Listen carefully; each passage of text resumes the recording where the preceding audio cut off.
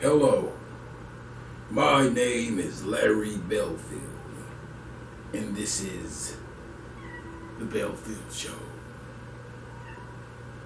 For most all of the fighting and wars and disgusting habits that humanity has picked up throughout its generations and lifetimes in existence, I found an incredible reason for the devastation and the degradation of our cities, our towns, our societies, our lives at large. Why do we fall apart? Why do we break apart?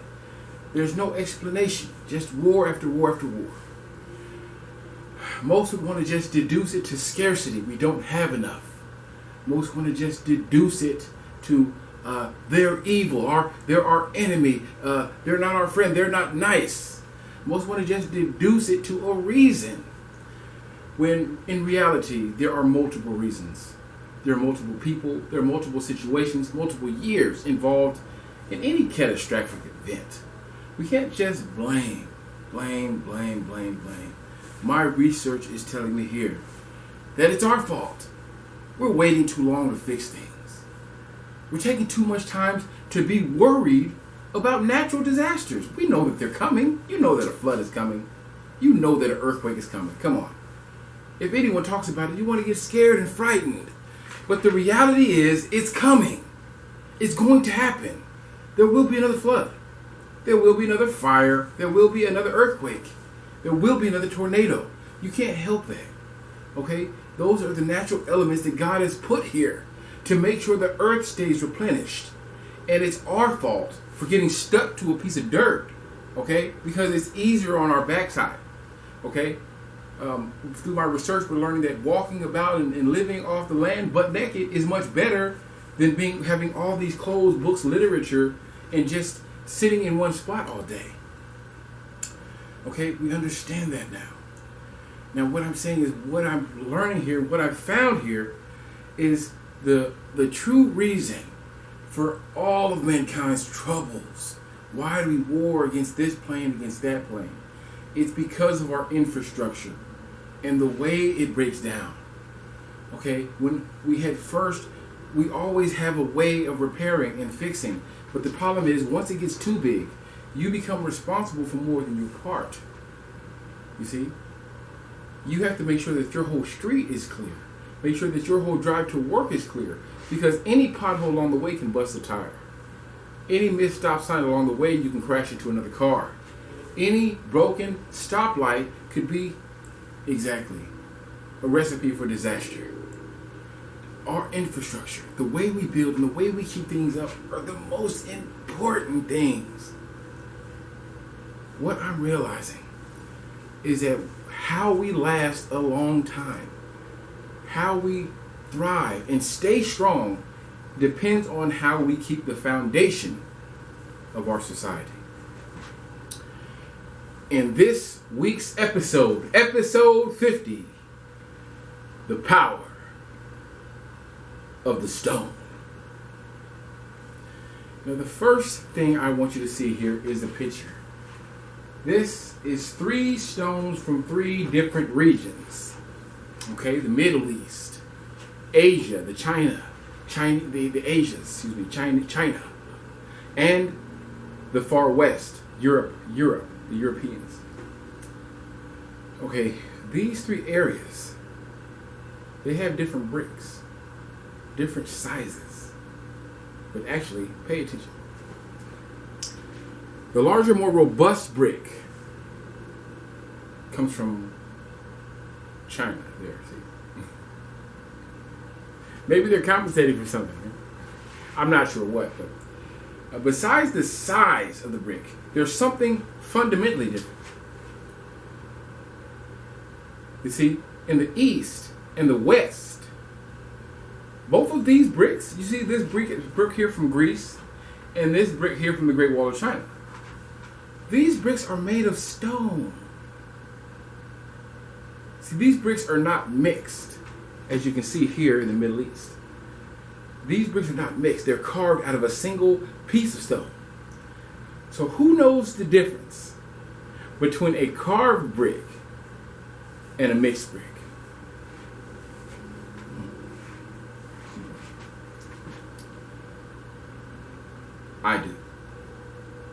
See, there are many differences in the mixed brick and the mortared brick. See, from now on, we'll call them mixed and mortared bricks. See, I feel smart, like I'm writing a paper, a science paper, right? Now, the first thing here is no one is studying this, especially no realtors, right? Now, there's still realtors trying to find out how it all started, then solving conflict across the world and realizing it's the difference. It's all because of the difference in these two bricks. I mean, nobody, all right? Nobody is doing this, all right? This is cutting edge discovery. This message can unite all of mankind.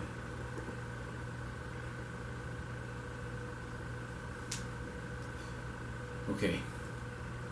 This evidence here shows that mankind is connected through goodness and mercy.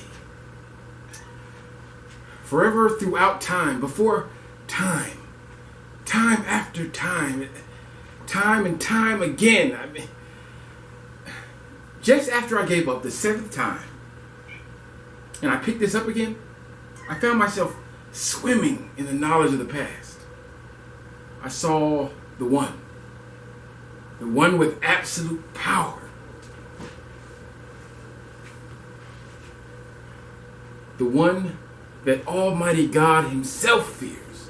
He fears so much that it takes our entire history to see what he's doing for us. See, I got saved somewhere in the summer. Now I'm in heaven. You know, it's chilling. Ooh. Because I'm realizing that heaven is a place on earth. There's two decaying bricks. These two decaying bricks are the greatest thing ever to be found.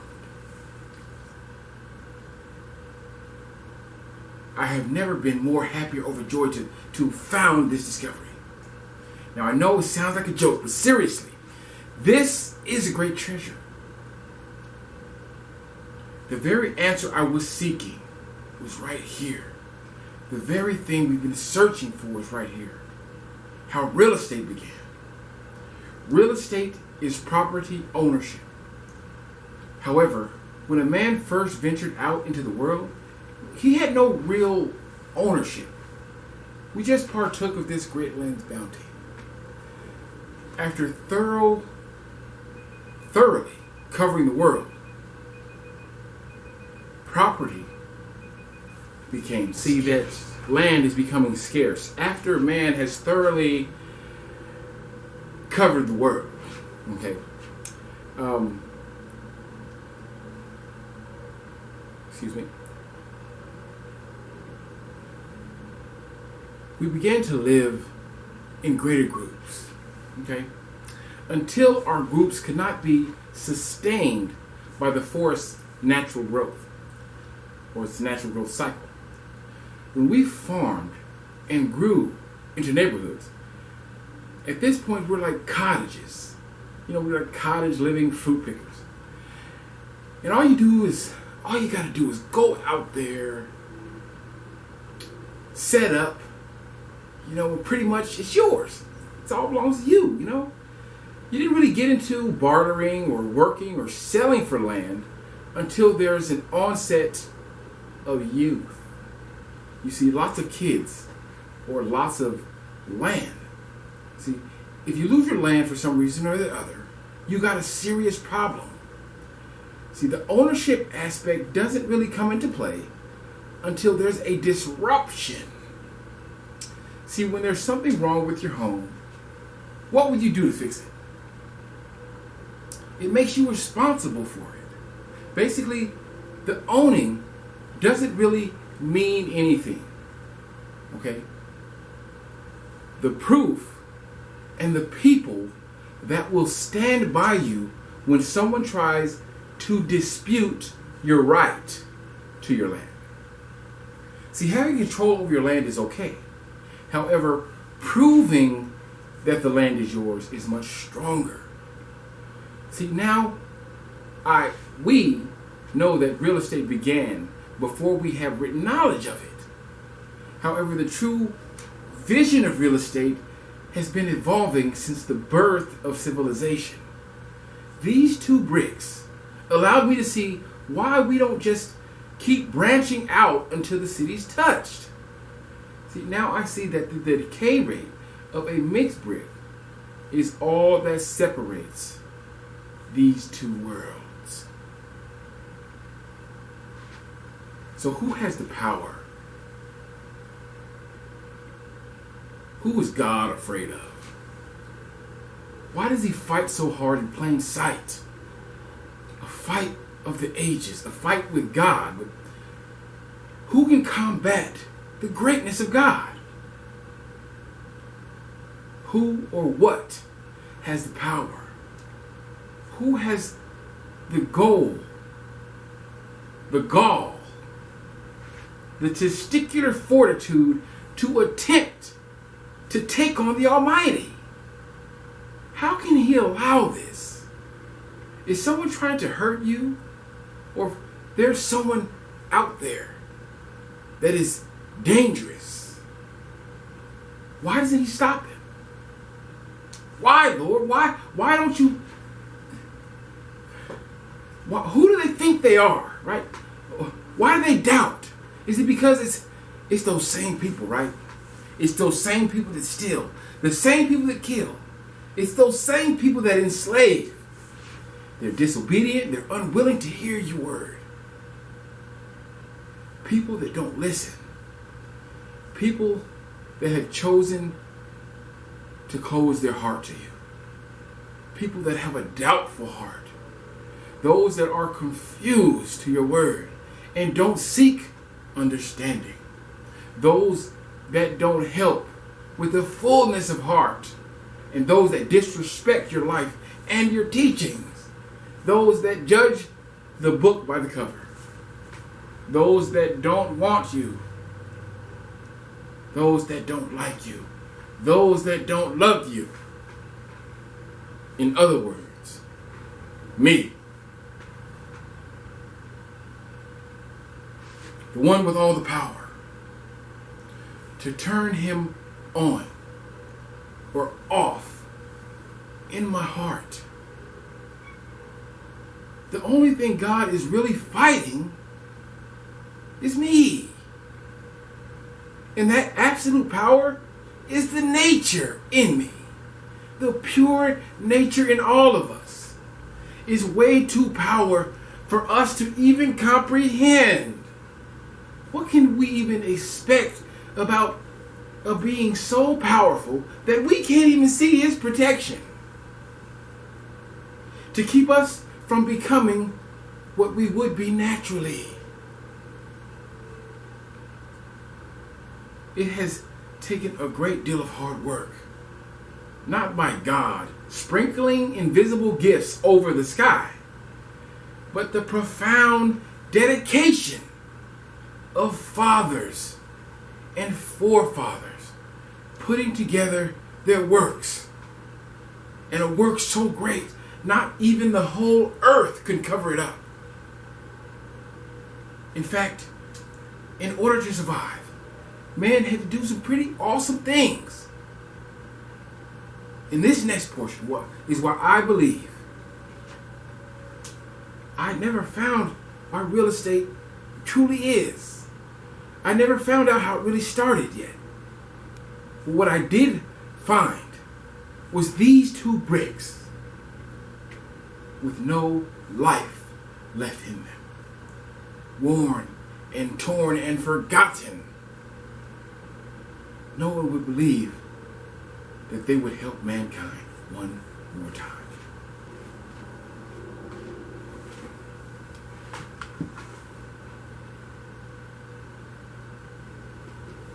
Now, did you know, you're back on the Belfield show? Now, did you know that the full life of a created material may never be reached?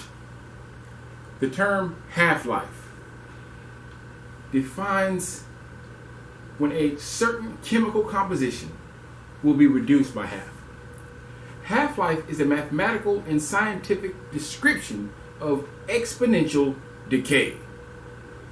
In modern times, as we are, if you want to put a product on the store shelves, you need to know when your product expires. There's an agency, okay, that you will need to get approval from. This agency has a database of every legal substance that can be put on American shelves and used in American products. Though many years of the scientific community collecting data on millions of chemicals, we now know the decay rate of many elements and of many compositions of materials. Now let's say we took two elements and combined them, soap and water, okay? Now, I don't know the exact time or how long the soap will last in the water by itself.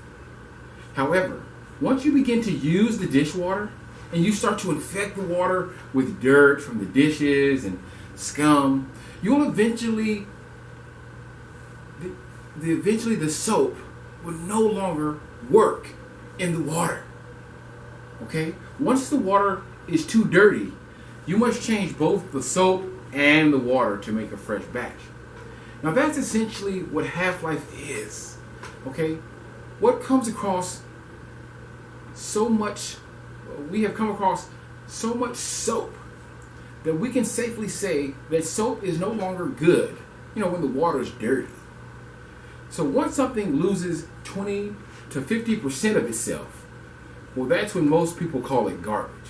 So like if 50% of your bike was gone, I doubt you ride it with any confidence, right? So now I bring up this information because it's one of my favorite video games, Half-Life. But besides that, this scientific term is what popped into my mind when I saw these two bricks. Well, first was the size. See, a carved stone is bigger. Then the shape of a carved stone isn't uniform. Then I looked up the location. The Middle East and Africa have mixed bricks. However, the West and Far East have carved stone bricks, which didn't ring any bells yet. But then I looked at the age of the bricks, which was the simplest part. But this was the holy find. Let's play this out in your head. Let's play this out in your head 1,000 times a day. What does Athens look like?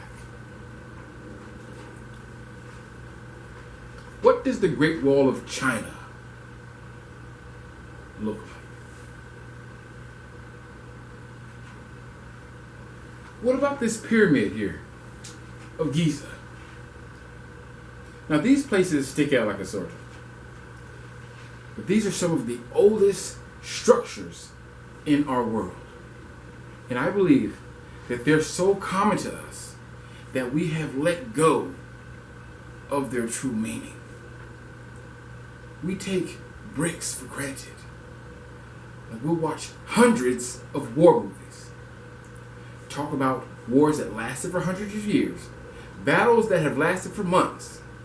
And one or two cities that have burned down.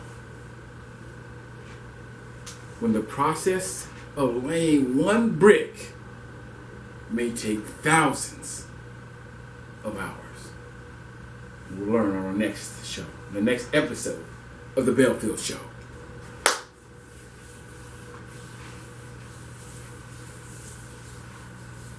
This is the Belfield Show, and we're laying it down.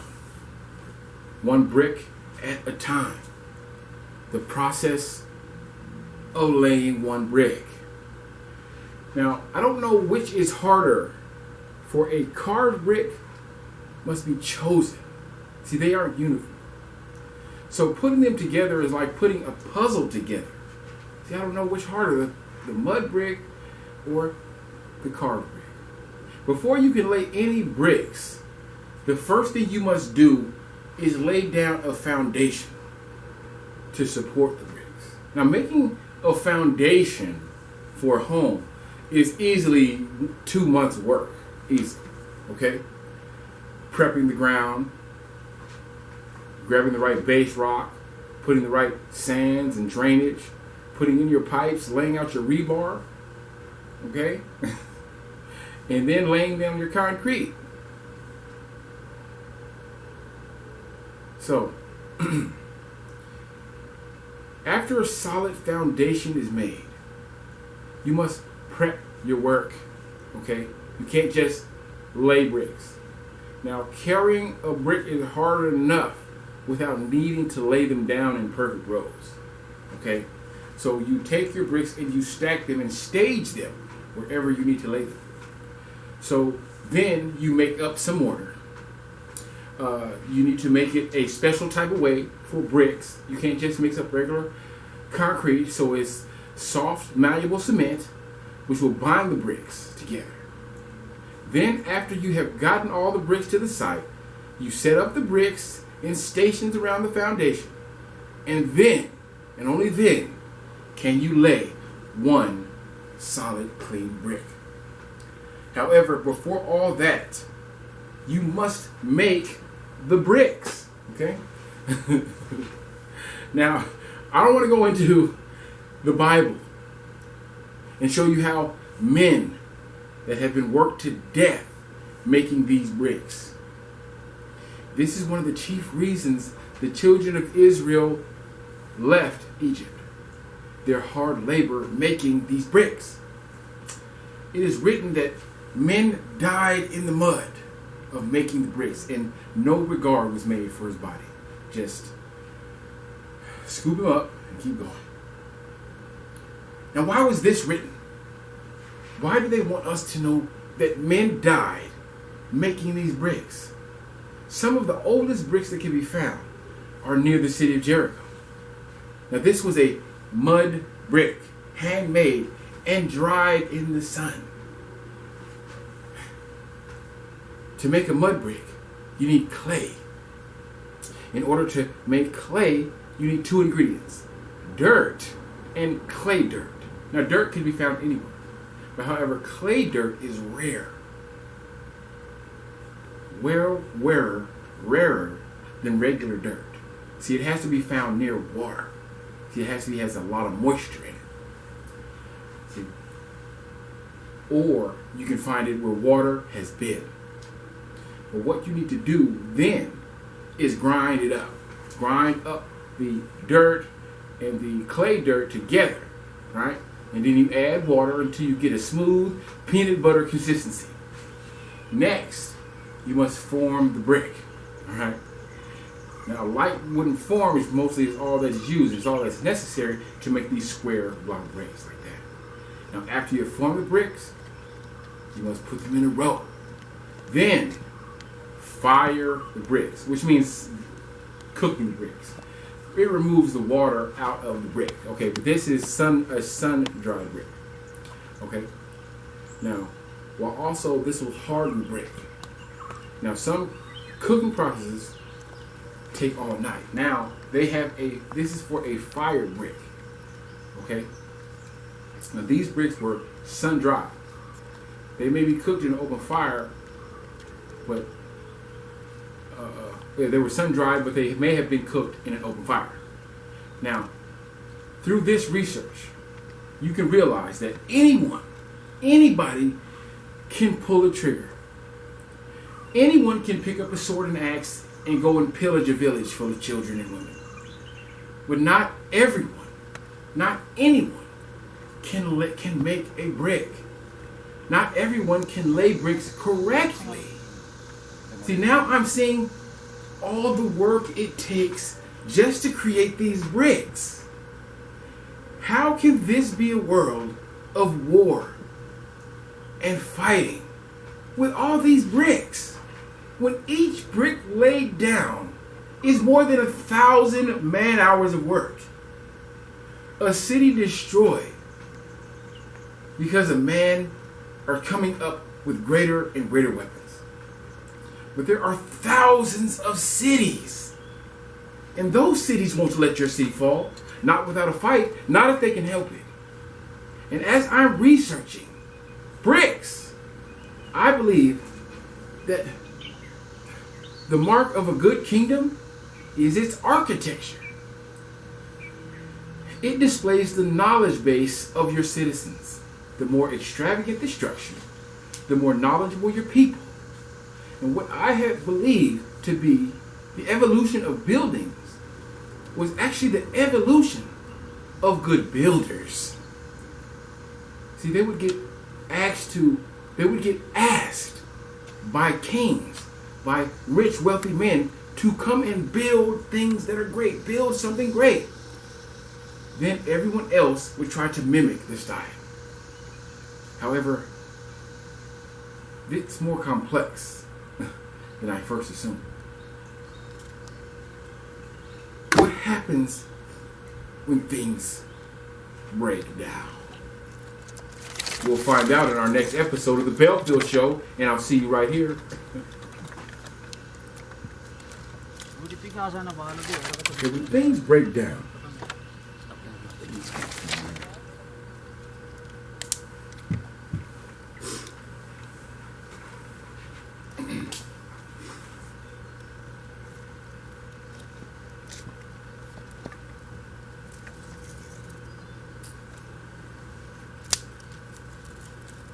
okay. However, what happens is that so many things break down that the surviving buildings become good practices. And buildings that decay too quickly become bad practices. So we're now studying the evolution of building materials. We're saying that buildings break down using a certain building material and buildings last longer using another building material. Now we start to see buildings that decay too quickly become bad practices, and the surviving buildings become good practices. And with the invent of the fire brick, we start to see standards. The size, the shape, and the composition of the bricks are uniform throughout the region, which means there was a superior building material found, and everybody switched over to it at time. And actually, in the year 634 BC, that year 634, Nebuchadnezzar was born in the year 634.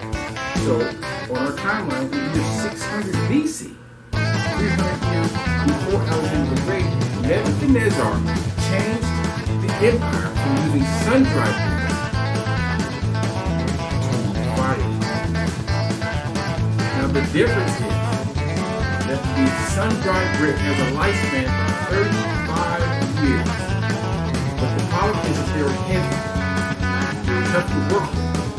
They did pour in the rain. They weren't waterproof, and they broke and they chipped very, very easily. Now, the fire brick has a lifespan. You would not believe it. Now they were mass produced. And everyone knew how to make them. Meaning that the layman would be able to tell you if his brick had clay in them or not, or if they were fired properly or not. To me, this says that the builders of the day didn't build to fashion or to style, that they had standards and practices that they had to abide by. This means there must have been some sort of agency or licensure involved in making structures in the city. This means that you might have needed training, school, or you needed to acquire some sort of license to lay bricks or to build structures. Way back when the brick was first made. Now I get more and more amazed at the history of our people. They had structure. They had such structure and uniformity way back then. And it's weird how this age can't come together with some of the most trivial issues.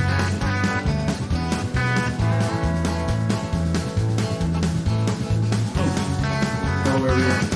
My name is Larry Belfield. Thank you for joining me on the Belfield Show. And thank you for tuning in on the Stone Age, the power of the stone. I thank you guys for listening to me. This is one of the most amazing finds that I've ever found in researching this thing. I know it seems dumb and it seems retarded because you don't understand that.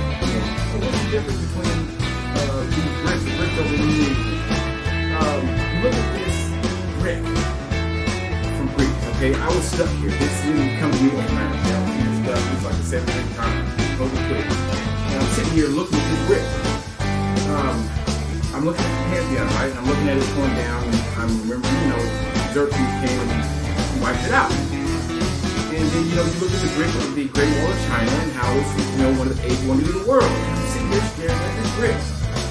And a week go by, and then I had this screensaver from Fire Stick TV where it showed the Pantheon. And, I was studying the Pantheon at the time, and it shows the Pantheon. So every time we go on the screensaver, I'd see the same brick that I was looking at.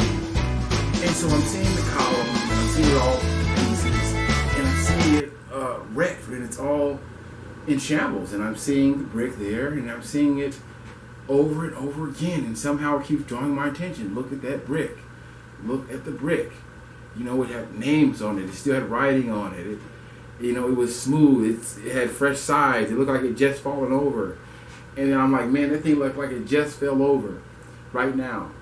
And then that's when I started to realize about cities and how they operated and how they went out, and how they don't just get seized or taken over, or it fell. It means somebody plowed it. No, it either can be taken over by another force. It can be bullied and it be under somebody else's control, or it can be wiped out, or it could be looted. People can come in and just take stuff. Or it could 100% just completely fall over. It just fell over. It was so old. It's hundreds of years old, okay? And it just fell over. It's so old, it just fell over. And I'm looking at this, and I'm like, look at the roof on this thing. Look underneath. Look if there's a big hole in the roof, right? But down on the ground are all the bricks that the roof was made of. So now I'm wondering, man, most of the building is actually still there. It's just in pieces. It's still there. What really hit me in my heart is that building is 5,000 years old. Older than the pyramids. Just as old as the Great Wall of China. These things might be not close in the same age. But the bricks here and the bricks here are still here. Thousands and thousands of years old. They're still present. You can still see them. Clearly. You can still see the toolman's marks on some of the bricks. Not in the Middle East. There's nothing there. It's just sand. They're making most of their building materials out of sand. They're drying the bricks in the sun. And it started to dawn on me. There's a story in the Bible that Jesus tells about the word of the Lord and how some of it fell on good seed. It's the seed that was thrown out. Some of it fell on good land and it flourished and it went out and it made good fruit. But some of it fell on the rock and some of it fell on dry ground and it withered up and died. Okay? So what happened is, even though the word of the Lord is there, even though the people are there, we're withering and dying on this land. This area is so harsh. And we think we can live there because, I lived here, my grandfather lived here, and maybe my great-grandfather lived here. But really beyond that is just all historical documentation. I know we've been here for thousands of years. The problem is that, our structures, our buildings, our infrastructure is getting wiped out so fast that we're not able to keep track of it going out. And it goes out and it's gone. Hey, this whole kingdom is gone. How did it all fall? Because we're unable to keep up with this rough terrain. the sand, and the wind. I'm realizing that even these pyramids weren't just there to be nice. They're there to actually help us figure out if the land is habitable or not. We can't just come in here and just build like regular. We have to build as big as a mountain. If we want to live and survive as long as nature does, we have to be as big as nature. And that's what they're trying to tell us. That's what the stone is all about. We have to take these stones and make ourselves a world and make it strong. And when it falls down, when it breaks, we must repair it. We must. Even when it's disappeared and gone, we have to bring it back. Or we will not, or we will die along with it. We will be washed away with its disappearance. We've used these buildings, we've used this infrastructure to help us live long lives. Now I'm realizing that it is all about the decay rate of this brick. The stone lasts for thousands of years. The sun-dried brick only lasts for 35.